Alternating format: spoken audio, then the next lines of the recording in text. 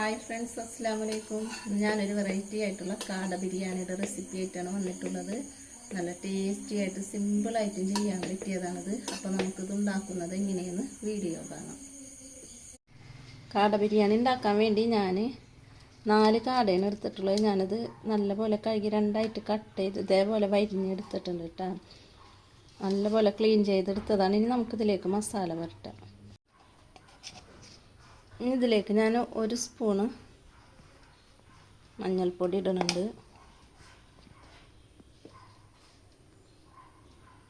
എരിവിനനുസരിച്ച് മുളക് പൊടി ചേർത്ത് കൊടുക്കട്ടെ. ഒരു 1.5 സ്പൂണോളം മുളക് പൊടി ചേർക്കുന്നുണ്ട്. പിന്നെ നമുക്ക് പാകത്തിന് ഉപ്പ് ചേർത്ത് കൊടുക്കാം. നമുക്ക് ചെറുനാരങ്ങ നീരും ചേർത്ത് കൊടുക്കാം. ഞാനിപ്പോൾ ഒരു ചെറുനാരങ്ങയുടെ നീരാണ് എടുത്തിട്ടുള്ളത്. ആ കുരുവൊക്കെ കളഞ്ഞെടുത്തേക്കണതാണ്. ഇതെല്ലാനും കൂടി നമുക്ക് നല്ലപോലെ ഒന്ന് തേച്ച് പിടിപ്പിക്കണം. കുറച്ച് കറിവേപ്പിലയും കൂടി ഇട്ട് കൊടുക്കാം. ഇതെല്ലാനും കൂടി നമുക്ക് കൈവച്ച് തേച്ച് പിടിപ്പിച്ച് കൊടുക്കാം. മസാലക്കായ കാടേമലാവണ രീതിയിൽ നല്ല രീതിയിൽ നമുക്ക് തേച്ച് പിടിപ്പിക്കാം.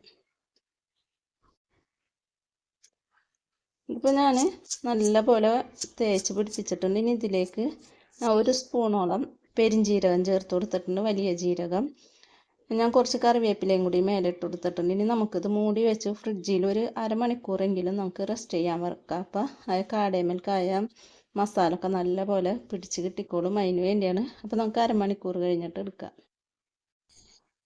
കാട ഞാനിപ്പോൾ മസാലയൊക്കെ പുരട്ടി വെച്ചിട്ട് ഞാൻ അരമണിക്കൂറാണ് ഞാൻ നേരത്തെ പറഞ്ഞത്. പക്ഷെ അരമണിക്കൂറൊന്നുമല്ല കേട്ടോ, 1-2 മണിക്കൂർ കഴിഞ്ഞിട്ടുണ്ട് ഞാൻ ഇത് റെഡിയാക്കാൻ വേണ്ടി. ഇനി നമുക്ക് ഇതൊന്ന് ഫ്രൈ ചെയ്തെടുക്കാം. ഇനിയിപ്പോൾ ഞാനൊരു പാന് വെച്ചിട്ടുണ്ടായി അടുപ്പത്ത്. നമുക്ക് കാട ഫ്രൈ ചെയ്തെടുക്കണ്ടേ, അതിന് വേണ്ടി. അപ്പോൾ ഞാനത് പാൻ ചൂടായി വന്നപ്പോൾ അതിലേക്ക് ഞാൻ ഫ്രൈ ചെയ്യാൻ ആവശ്യത്തിനുള്ള വെളിച്ചെണ്ണ ഒഴിച്ച് കൊടുത്തിട്ടുണ്ട് കേട്ടോ. ഞാൻ വെളിച്ചെണ്ണയിലാണ് ചെയ്യണത്. അപ്പോൾ നല്ല ടേസ്റ്റ് ഉണ്ടാവുള്ളൂ. ഓയിലാണ് ഇഷ്ടമുള്ളവർക്ക് അത് ചെയ്യാം കേട്ടോ. ഇനി നമുക്ക് ഓരോന്ന് വെച്ച് കൊടുക്കാം കാട.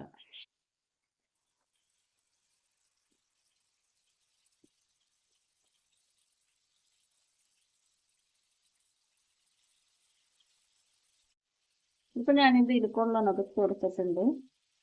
ഇതിലേക്ക് ഞാൻ കുറച്ച് ഇഞ്ചിയും വെളുത്തുള്ളിയും പച്ചമുളകും കൂടി ചതച്ചതാണ്.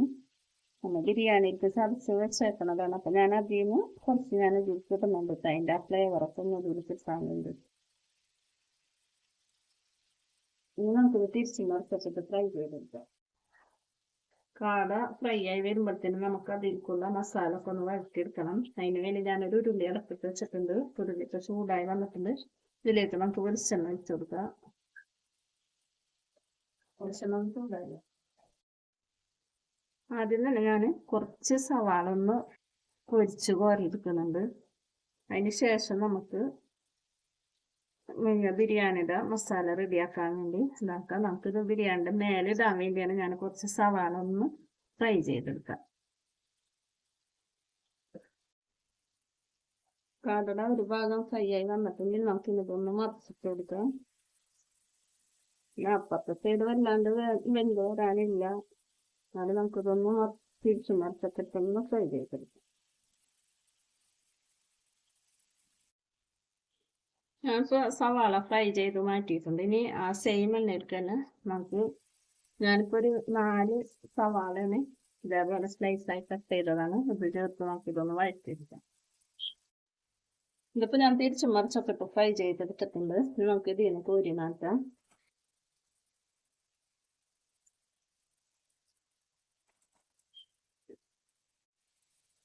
നമുക്ക് അടുത്തതും ഫ്രൈ ചെയ്തെടുക്കാം. സവാളയിലേക്ക് നമുക്ക് കുറച്ച് ഉപ്പും കൂടി ചേർത്ത് കൊടുക്കാം. നല്ലപോലെ നമുക്ക് വഴച്ചെടുക്കാം. ഞാൻ നേരത്തെ കാട ഫ്രൈ ചെയ്തതിൻ്റെ ആ എണ്ണ ഇതിലേക്ക് ഞാൻ ഒഴിച്ചു കൊടുക്കുന്നുണ്ട് കേട്ടോ. ഈ എണ്ണയിൽ കൂടി ഇട്ട് നമുക്ക് നല്ലപോലെ ഒന്ന് വഴറ്റിയെടുക്കാം. ഇനി ഇതിലേക്ക് ഞാൻ ഒരു 5 പച്ചമുളകും 1 ഉണ്ട വെളുത്തുള്ളിയും 2 കഷ്ണം ഇഞ്ചിയും ചതച്ചതാണ് ഇത് ചേർത്ത് കൊടുക്കുന്നുണ്ട്.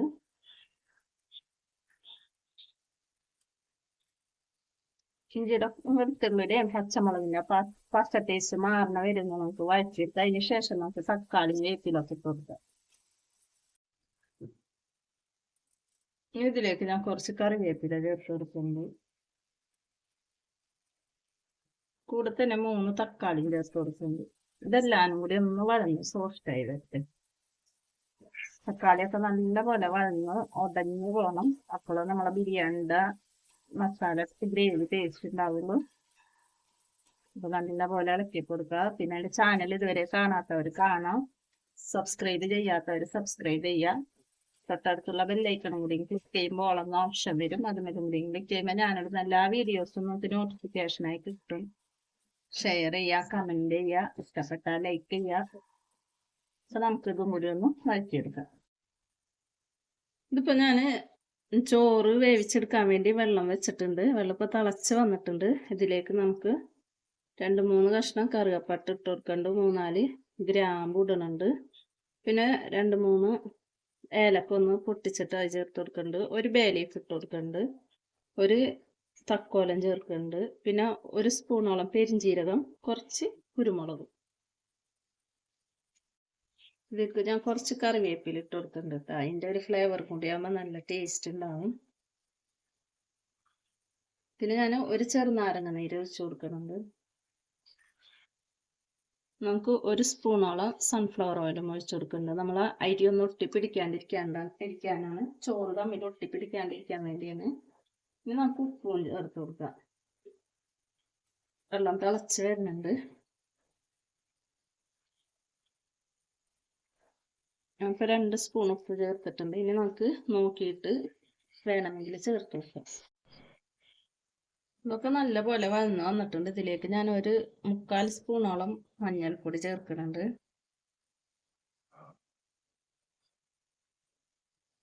1 സ്പൂണോളം മല്ലിപ്പൊടി ഇടുന്നുണ്ട്.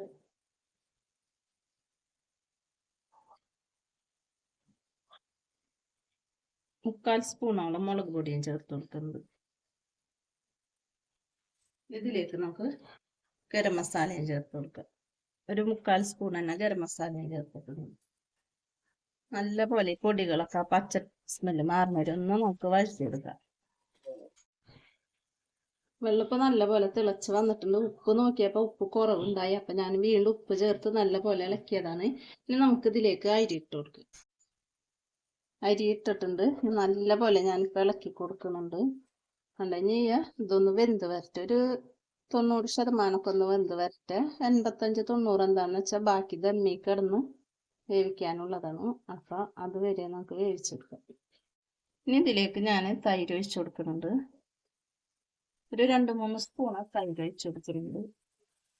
നല്ല പോലെ നമുക്ക് ഇതൊന്ന് ഇളക്കി കൊടുക്കാം. എന്നിട്ട് നമുക്ക് കാട ഫ്രൈ ചെയ്തത് ഇതിലേക്ക് ഇട്ട് കൊടുക്കാം. ഇനി നമുക്ക് ഇതിലേക്ക് ഫ്രൈ ചെയ്ത് വെച്ചിട്ടുള്ള കാട ഇട്ട് കൊടുക്കാം. നല്ല പോലെ മിക്സ് ചെയ്ത് കൊടുക്കാം.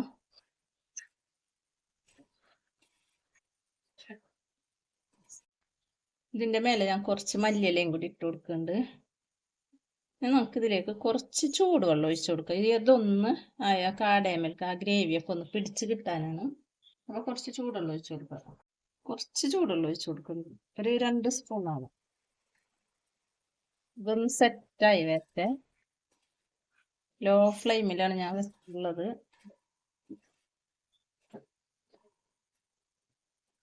അപ്പം ഇനി ഇതിൻ്റെ പണി കഴിഞ്ഞിട്ടുണ്ട്. ഇനി ചോറ് നമുക്ക് ഇതിൻ്റെ മേലെ ഇട്ട് കൊടുക്കാം.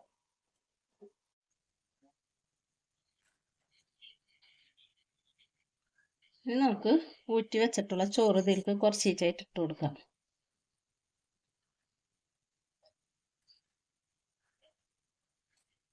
ഇതൊന്ന് നമുക്ക് പരത്തി കൊടുക്കാം. ഇതിലേക്ക് നമുക്ക് കുറച്ച് നെയ്യ് ഒഴിച്ചു കൊടുക്കാം.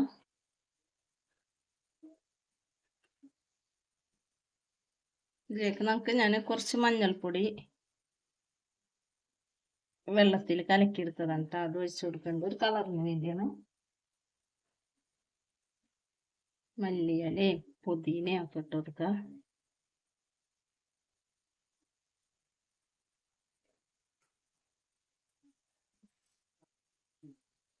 നമ്മൾ നേരത്തെ പൊരിച്ച് വെച്ചിട്ടുള്ള അണ്ടിപ്പരിപ്പും മുന്തിരിയും ഒക്കെ ഇട്ട് കൊടുക്കാം.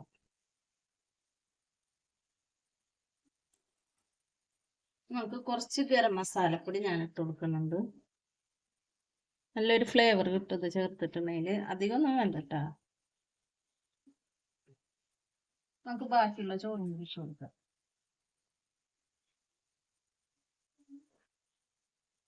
പിന്നെ രണ്ടാമത്തെ ലെയറിലും ആദ്യത്തെ ലെയറിൽ ഇട്ട കൂട്ടനെ ഞാനൊക്കെ ഇട്ട് വെച്ചിട്ടുണ്ട്. ഇനി നമുക്ക് ഇതിന്റെ മേലെ നമുക്ക് കാടയുടെ പീസുകൾ വെച്ച് കൊടുക്കാം.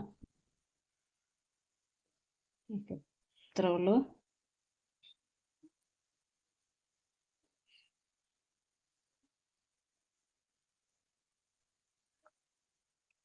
നമുക്ക് ഇതിന്റെ മേലെ ഒന്ന് മൂടി വെച്ചിട്ട് ലോ ഫ്ലെയിമിൽ വെക്കണം കേട്ടോ. എന്നിട്ട് ഒരു 5 മിനിറ്റോളം നമുക്ക് ലോ ഫ്ലെയിമിൽ വെച്ച് കൊടുക്കാം. ദമ്മിടാം. അപ്പോൾ അതൊന്ന് സെറ്റായി കിട്ടുള്ളൂ. അതുവരെ വെയിറ്റ് ചെയ്യാം. നമ്മളെ കാട ബിരിയാണി സെറ്റായി വന്നിട്ടുണ്ട്. ഇവിടെ നല്ല മണക്ക വരുന്നുണ്ട് കേട്ടോ മൂടി തുറന്നപ്പോ. അപ്പൊ ഇത്രേ ഉള്ളൂ പരിപാടി. സിമ്പിൾ ആയിട്ടല്ലേ ചെയ്യാൻ പറ്റിയത്. അപ്പൊ എല്ലാവരും ഇതേപോലെ ഒന്ന് ട്രൈ ചെയ്ത് നോക്കാം. നമുക്കിനി പുതിയ വീഡിയോയിൽ കാണുന്നത് വരെ ഓക്കെ ബൈ.